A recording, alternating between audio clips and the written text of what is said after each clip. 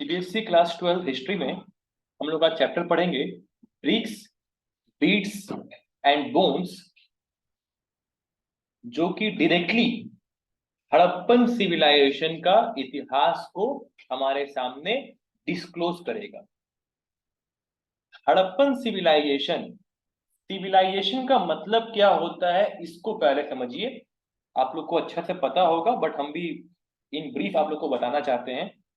When we से civilisation, it means settlement of civilized people. Settlement of civilized people. कैसे ये civilisation बना, इसका थोड़ा इतिहास पुराना है। ऐसा है कि पहले आप लोग पता ही होगा आप लोगों को कि पहले हम लोग नोमैड्स हुआ करते थे, बेदुइन्स टाइप्स। एक जगह से दूसरे जगह हम लोग घुमा करते थे। हम लोगों को एग्रीकल्चर नहीं आता था, एक्सेट्रा एक्सेट्रा, बहुत सारा सिनेरियोस था। धीरे धीरे ह्यूमन बींग्स सेटल होना शुरू किए। सेटल होना मतलब ग्रुप में तो पहले भी निकलते थे वो लोग, एक जगह से दूसरी जगह जाया करते थे। जहां जो दिख गया उसको मार के खा गए। चलते चलते अब जहां पे रुके हैं, रात हो गया, वहीं पर ठहर जा रहे हैं पूरा ग्रुप में। और सुबह उठ करके फिर वहां से निकल पड़े। मुसाफिर हूँ यारो, ना घर है ना ठिकाना, चलते जाना है। ये लाइन इनके ऊपर पूरा एकदम सूट करता था। समय के साथ साथ after the discovery of fire, देखे होंगे ना आप लोग मेंटोस का एडवर्टाइजमेंट में, वो पत्थर किसते किसते आग निकल गया, है ना।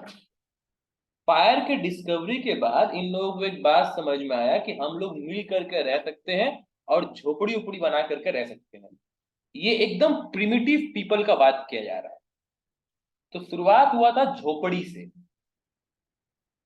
वो भूसी होता है ना, गाय को खिलाया जाता है, स्ट्रॉ, बुशेस, इससे उसका पूरा झोपड़ी का ऊपर का पोर्शन बना हुआ रहता था।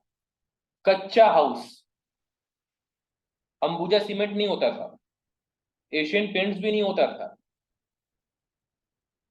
वो लोग मिट्टी से ही लिपाई पुताई किया करते थे। हर 3 महीना के बाद पूरा घर का जितना भी दीवार होता था, उस पे मिट्टी और गोबर को मिला करके उससे लिपाई किया जाता था। खतरनाक सिनेरी होता था, क्योंकि मिट्टी और गोबर दोनों में ही वार्मथनेस रहता है, और उसके अंदर तरह तरह का इंसेक्ट्स अपना घर बनाता था। सांप, बिच्छू, तो ये लोग घर के अंदर सो रहे हैं और इन लोग के ऊपर से सांप बिच्छू का आना जाना लगा हुआ रह रहा है। मगर समहाउ ये लोग सिविलाइजेशन का थोड़ा शुरुआत कर चुके थे। समय बीतता गया, और जैसे जैसे समय बीता, इन लोगों का रहन सहन और थोड़ा ठीक हो गया। अब ये लोग एटलीस्ट झोपड़ी वाले घर से जो कच्चा हाउस था, अब वो सेमी पक्का हाउस में बदल गया। नॉट टोटली पक्का हाउस, सेमी पक्का हाउस में बदला। सेमी पक्का हाउस मतलब घर का कुछ कुछ पोर्शन बहुत सॉलिड हुआ करता था, क्योंकि उसमें बेक्ड ब्रिक्स का इस्तेमाल हुआ करता था। ये वो समय था जब ये लोग ब्रिक्स बनाना सीख गए थे। और बेक्ड ब्रिक्स, ब्रिक्स में भी दो अलग अलग थ्योरी है। इन लोगों का शुरुआत पहले कैसे हुआ था, ये लोग मिट्टी से ईटा का ढांचा तैयार कर लिए, और ईटा को ये लोग सुखाते थे सूर्य की रोशनी में, डायरेक्ट सूर्य की किरणों के नीचे। काफी समय लगता था एक ईटा को मजबूती के साथ तैयार करने में। फिर इन लोगों का दिमाग का बत्ती जला, और ये लोग ये बात समझे कि इसको हम लोग आग में भी तपा सकते हैं, और वो फिर बेक्ड ब्रिक्स बनना शुरू हुआ। उसके बाद ये लोग जिप्सम और मोटर, इन दोनों का इस्तेमाल सीखे कि कैसे दो ईटा को हम लोग सीमेंट जिप्सम के द्वारा टाइट कर सकते हैं, जो अभी हम लोग सीमेंट का इस्तेमाल करते हैं। सीमेंट क्या करता है, एडहेसिव का काम करता है ना, दो ईटा को चिपकाने के लिए। तो वो जिप्सम और मोटर का इस्तेमाल किया जाता था। यहां तक समझ में आया? तो जैसे जैसे सेटलमेंट और सिविलाइज्ड होता गया, जैसे पहले ये लोग जानवर को मारते थे, जानवर का स्किन निकालते थे, स्किन को ये लोग इस्तेमाल करते थे कपड़ा के रूप में। साथ ही साथ बहुत हेवी फैंसी ड्रेस कंपटीशन जब इन लोगों को करने का मन करता था, तो पत्तों को सिल दिया करते थे, पत्तों को सिल उल करके पहना करते थे। उस वक्त ये हास्यप्रद नहीं था, क्योंकि उनके पास साधन नहीं थी, फिर भी दिमाग लगा रहे थे। अभी ये हास्यप्रद है, क्योंकि अभी दुनिया बहुत आगे निकल गया है। फिर ये फटा फुटा कपड़ा पहन करके जो निकलती हैं बॉलीवुड की actress, Urfi Javed and all, तो क्या इन लोग को आप सिविलाइज्ड बोलेंगे? बिल्कुल नहीं बोल सकते हैं आप इन लोगों को सिविलाइज्ड। इन लोगों से लाख गुना अच्छा सिविलाइज्ड सिंधु घाटी सभ्यता के लोग हुआ करते थे। सिंधु घाटी सभ्यता मतलब हड़प्पन सिविलाइजेशन, मगर सिंधु घाटी सभ्यता का मतलब हड़प्पन सिविलाइजेशन नहीं है। व्हेन आई से सिंधु घाटी सभ्यता, तो इसका प्रॉपर इंग्लिश हुआ Indus valley civilisation. Indus valley civilisation, ध्यान रखिएगा बच्चों।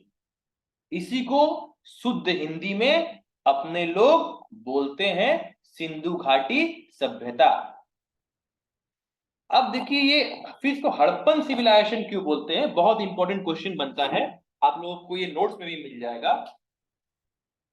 जैसे मानिए कि इंडस रिवर यहां से शुरू होकर के ऐसे बढ़ करके ये पाकिस्तान की तरफ आकर के, ये रहा कराची, यहां लिख दिए हैं कराची।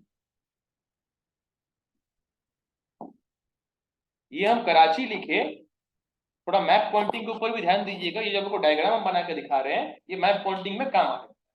कराची के ठीक बगल में क्या है? अरेबियन सी। कराची तो पाकिस्तान का क्या है? बंदरगाह है, पोर्ट सिटी है ना, जिसको हम लोग मार करके 71 में थितर बितर कर दिए थे, स्ट्रक्चर बिगाड़ दिए थे 71 में जब हम लोग मारे थे तो। खैर, ये जो जगह आपको दिखा है, ये सोर्स है इंडस रिवर का। और ये सोर्स कहां है? ये सोर्स है चाइना में। रिवर इंडस का सोर्स है चाइना में। फिर ये हिंदुस्तान में इन करता है हिमाचल प्रदेश, पंजाब से फ्लो करते हुए ये पाकिस्तान घुसता है। ठीक है, इंडस ईस्ट साइड नहीं फ्लो कर रहा है। इंडस का जो ओरिजिनेशन है, ये शुरू हो रहा है तिब्बत से, चाइना। तिब्बत से ये ओरिजिनेट करके ये टुवर्ड्स इंडिया की तरफ मुड़ता है। अब यही चाइना से ओरिजिनेट कर रहा है ब्रह्मपुत्र भी। ब्रह्मपुत्र मगर ईस्ट की तरफ जा रहा है, ईस्ट की तरफ जा करके आसाम अरुणाचल में जा रहा है। मगर इंडस जो है वेस्ट की तरफ जा रहा है। इंडस वेस्ट की तरफ जा रहा है, हिमाचल में इन कर रहा है, पंजाब जा रहा है, पंजाब के बाद ये पाकिस्तान, कोट दीजी बोल के जगह है, ये हम हड़प्पन सिविलाइजेशन का साइट का नाम बता रहे, कोट दीजी, यहां से वो पाकिस्तान इन कर रहा है। और पाकिस्तान तो 1947 में बना इलीगली, पहले तो सब तो हिंदुस्तान का ही पोर्शन था, तो पहले ये पूरा एंटायर सिविलाइजेशन हम लोगों का हुआ करता था। अब बात समझिए कि कराची से लेकर के राजस्थान, पंजाब, दिल्ली, चाइना, हिमाचल, इन सभी जगहों पे इंडस रिवर फ्लो कर रहा है। कुछ कुछ इसका ट्रिब्यूटरीज जा रहा है, रावी है, ब्यास है, चेनाब है, सतलज है, झेलम है। ये जिन जिन जगहों से जा रहा है, सब जगहों पर सब जगहों पर सेटलमेंट हुआ करता था। ये हम जो बना रहे हैं ना, ये सेटलमेंट है। इस तरीके का सेटलमेंट हुआ करता था, न्यूक्लिएटेड सेटलमेंट हुआ करता था। और हर एक सेटलमेंट एक साइट होता था, हर एक सेटलमेंट एक साइट होता था।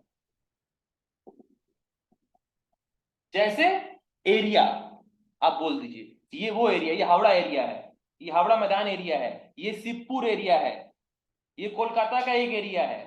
तो हर एक area is equals to a site of Harappan civilisation. समझ गए बच्चों? क्लियर है? अब जब इंडस वैली सिविलाइजेशन का जब एक्सकैवेशन हो रहा था, तो सबसे पहला साइट जो डिस्कवर हुआ था वो हड़प्पा था। सबसे पहला जो साइट डिस्कवर हुआ था वो था हड़प्पा। इसलिए इंडस वैली सिविलाइजेशन को हड़प्पन सिविलाइजेशन भी बोला जाता है। यहां हम लिख दे रहे हैं हड़प्पन सिविलाइजेशन। हड़प्पा क्या था? हड़प्पा एक साइट था। यहां हम लिख दे रहे हैं फर्स्ट डिस्कवर्ड।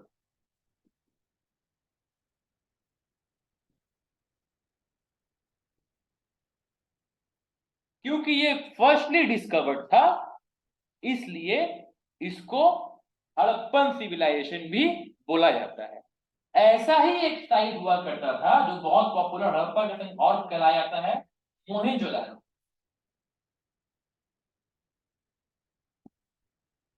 ये दोनों ही आज के समय में पाकिस्तान में। ये एक्चुअली हो गया आज के समय में पाकिस्तान में, जो बलूचिस्तान का इलाका है वो कोर इलाका है हड़प्पन सिविलाइजेशन का, बलूच। इसीलिए हम लोग सबसे ज्यादा उसके लिए, उसको रिगेन करने के लिए हम लोग उत्सुक हैं। उत्सुकता का इतना क्या चरम सीमा है, उसके पीछे का कारण जानिए। भारत के लिए दुनिया में एक बात विख्यात है कि विश्व का सबसे पहला सभ्यता हमारा था। सभ्यता का मतलब होता है सिविलाइजेशन। ये क्रेडिट हम लोगों का था, क्योंकि हड़प्पन सिविलाइजेशन या इंडस वैली सिविलाइजेशन कहां था? हिंदुस्तान में था। सबसे पहले सभ्य लोग, सभ्य लोग मतलब जहां लोग मिलजुल करके रहना शुरू किए थे, जहां वो लोग एक एडमिनिस्ट्रेटिव सेटअप इस्टेब्लिश किए थे, वो सब हिंदुस्तान का था। पार्टीशन के बाद वो पाकिस्तान का हिस्सा हो गया। हम लोग को दुख है उस बात का। ये हमारा सिर्फ ऐतिहासिक जगह नहीं, हमारा कोर, हमारा हार्ट है। आज भी आप इन सब जगहों पे जाइएगा, जाना आप लोग के लिए संभव भी हो जाएगा, एक दो साल का और बात है, एक दो साल का और फिर है।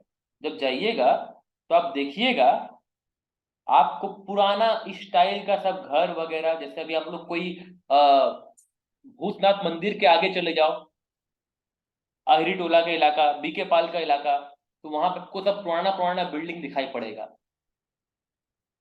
पुराना स्टाइल का खिड़की दिखाई पड़ेगा। वैसे ही सारा रिमेन्स आपको हड़प्पन सिविलाइजेशन का मिलेगा वहां।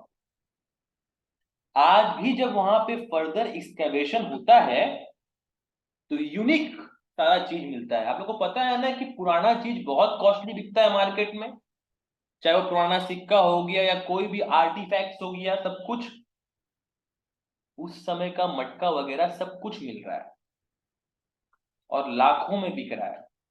और बता दे, जो लोग इसके शौकीन हैं वो लोग दर मुलाई नहीं करते हैं इन सब चीजों को खरीदने के लिए, मुंह बोला दाम देते हैं।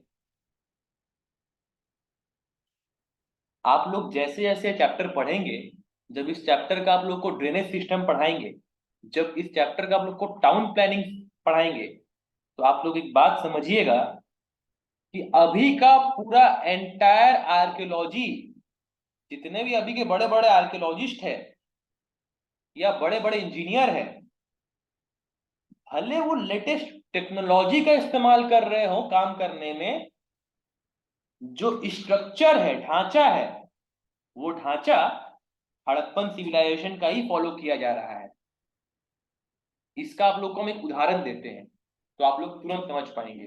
इतना देर तक आप लोग को सस्पेंस में रखेंगे ना तो आप लोग बाद में फिर उसका मजा किरकिरा हो जाएगा। आप लोग को बताते हैं कि हड़प्पन सिविलाइजेशन के समय में स्ट्रीट्स को रेक्टेंगुलर ब्लॉक में किस तरीके से डिवाइड किया गया था। आप इमेजिन करिए कि आप यहां पे खड़े हैं और ये पिलखाना हो गया, ठीक है? पिलखाना से ये सीधा, ये सल्किया चौरस्ता, सल्किया से ये सीधा ये बांधा घाट, और ये बांधा घाट से फिर ये सीधा ये गोलावाड़ी, और ये गोलावाड़ी से फिर सीधा ये वापस दिखाना है। तो ध्यान दीजिएगा, रेक्टेंगुलर ब्लॉक बनते हुए दिखा आप लोगों को। वो लोग भी उस वक्त यही सिस्टम फॉलो किया करते थे। सर इसमें क्या यूनिक है, बताते हैं यूनिक क्या है। ट्रक, लॉरी, जितना भी बड़ा बड़ा व्हीकल्स है वो इसी रास्ता से होते हुए निकलता है। आप रामलाल मुखर्जी ट्रेन में कौन सा बड़ा लॉरी घुसते हुए देख रहे हैं, हमको थोड़ा बताइएगा। वाटकिंस ट्रेन में कौन सा बड़ा 10 चक्का घुसते हुए देख रहे हैं, हमको बताइएगा। इम्पॉसिबल है। छोटा व्हीकल्स इस रेक्टेंगुलर ब्लॉक के अंदर में हजारों लेंस जा रहा है, हजारों लेंस छोटा छोटा अलग अलग जगहों पे जाकर के मिल रहा है। तो छोटा व्हीकल्स यहीं से निकला करता था, और बाकी सब जो हुआ करता था वो सब मेन इसके ऊपर जाया करता था, ये इसके ऊपर जाया करता था, मेन व्हीकल्स। ये जो पूरा अरेंजमेंट है ये उस वक्त लोग कर चुके थे जिस वक्त टेक्नोलॉजी नील था, लिटरेसी शून्य था, कॉमन सेंस जिसको बोला जाता है, जो अनपढ़ आदमी के अंदर भी हो सकता है, ये उसका प्रमाण था। इसके अलावा बहुत यूनिक यूनिक बात है। यदि बात करें ड्रेनेज सिस्टम का, जितना गजब ड्रेनेज सिस्टम आज हम लोग देख रहे हैं उससे कई ज्यादा गजब ड्रेनेज सिस्टम उस समय उन लोगों का हुआ करता था। अभी हम लोग बोलते हैं ना कि हावड़ा का एक पूरा एंटायर हावड़ा का सबसे पॉश एरिया है हावड़ा एसी, बोला जाता है। तो हम लोग क्या बोलते हैं, पॉश एरिया। उस वक्त भी पॉश एरिया हुआ करता था, उसको सिटैडल कहा जाता था। CITADEL, सिटैडल। जो कि अब देखिए उस वक्त के लोगों को कितना अलर्ट थे और एडमिनिस्ट्रेशन कितना तगड़ा था, वो इस बात से आप लोग सोचिए कि उन लोग को पता था कि जो सिटैडल एरिया है वो पॉश एरिया है। जितने भी एलिट क्लास पीपल हुआ करते थे उस समय के, वो लोग सिटैडल एरिया में रहते थे। तो जो सिटाइडल एरिया है उसमें कोई समस्या नहीं होना चाहिए, तो इसलिए पूरा एंटायर सिटाइडल एरिया को रेस्ट प्लेटफॉर्म में बनाया जाता था। What do you mean by rest platform, मतलब नॉर्मल जगहों पे जमीन का जो लेवल है उससे और ज्यादा ऊंचाई पे बनाया जाता था। क्यों? ताकि वाटर लॉगिंग ना हो। कहने का अर्थ ये हुआ, डायग्राम देखिएगा तो समझ में आएगा। बाकी जगह मान लीजिए कि ये वाटर बॉडी है, ये वाटर बॉडी है, बाकी जगहों पे जमीन यहां से शुरू होता था, यहां से जमीन शुरू होता था। ये है ग्राउंड लेवल। जो सिटाइडल एरिया हुआ करता था वो यहां से शुरू होता था, इस जगह से रेस्ट प्लेटफॉर्म होता था ताकि वाटर लॉगिंग का समस्या ना हो। और आज देखिए घर खरीदते वक्त ये बात पूछा जाता है ना कि एरिया में पानी जमता है कि नहीं जमता है, उसका भी अलग एक प्राइस में ऐड हो जाता है। क्योंकि आप यदि ऐसा एरिया में बिल्डिंग बना रहे हैं जहां पानी नहीं जमता है, तो आप आराम से अपने कस्टमर्स से थोड़ा बेसी चार्ज कर सकते हैं। Area to area matters. इसीलिए यहाँ पे घर सस्ता मिल जाता है, कोलकाता जाइएगा जहां पानी नहीं जमता है वहां घर आपको महंगा मिलेगा। साथ ही साथ ये लोग पिट एंड मैनहोल्स उस वक्त बना के रखते थे। अभी यहाँ का तो मैनहोल्स कब सफाई होता है, इलेक्शन के समय में। जब इलेक्शन आता है तब मैनहोल्स को साफ किया जाता है। वहां पे उस वक्त रेगुलर वीकली सफाई हुआ करता था। हर एक घर के बाथरूम में, हर एक घर के बाथरूम में जाली होता है ना पानी निकलने के लिए, लगाया जाता है। वो सब सिस्टम उस समय से था। जो अभी सब लेटेस्ट पाइप निकल गया, आप लोग को हम क्या बोले, अभी हम लोग टेक्नोलॉजिकली अपने आप को अपग्रेड कर रहे हैं, मॉड्यूल पूरा वही है। पहले वो लोग ट्विक्स, बैम्बू का मोटा मोटा ट्विक्स, 5-6 बैम्बू के टुकड़ा को एक्यूमुलेट करके उसमें स्क्रू ब्रेक मार करके वो लोग ट्विक्स बनाते थे। ट्विक्स का पूरा एक शेप बनाया करते थे, पाइप के शेप का, और उसको घर के पीछे से जमीन तक लगा दिया करते थे, ताकि बाथरूम से जो पानी निकलेगा वो घर के पीछे साइड का जो नाला हुआ करता था उसमें जाकर के गिरे, रोड पे नहीं गिरे।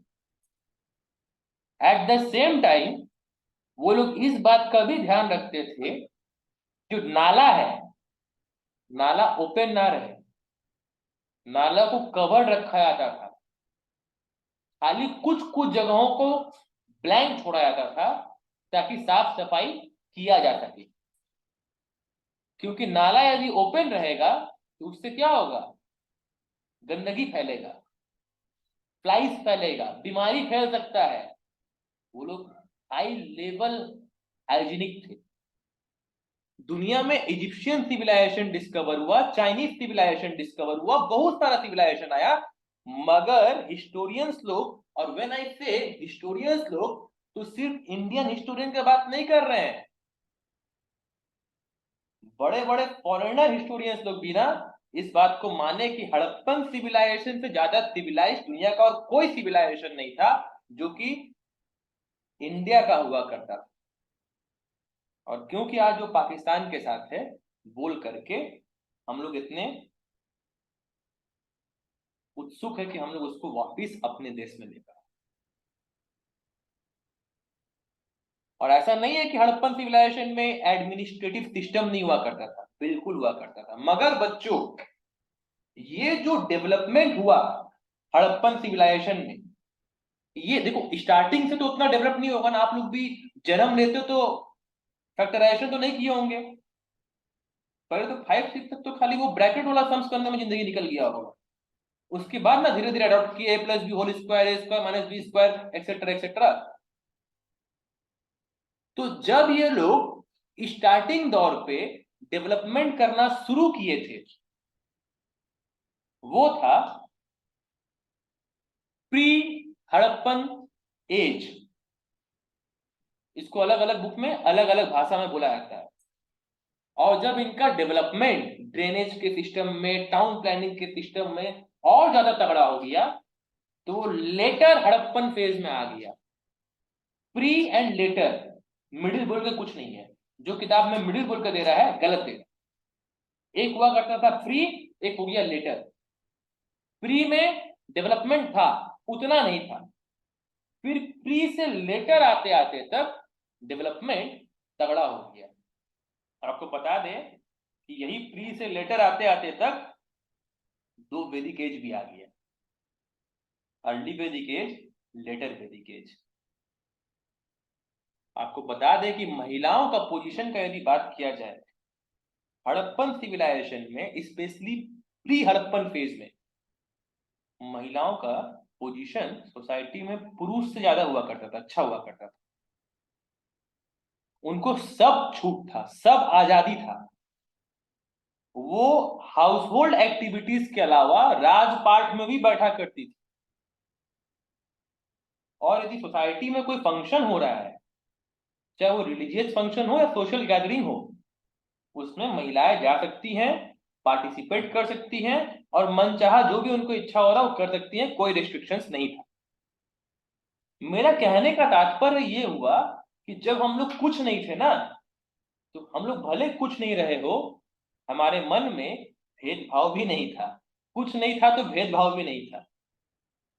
जैसे जैसे हम लोग कुछ होने लग गए तो ये भेदभाव दिमाग में आने लग गया, और सोसाइटी फिर डिवाइड भी हो गया अलग अलग क्लासेस में।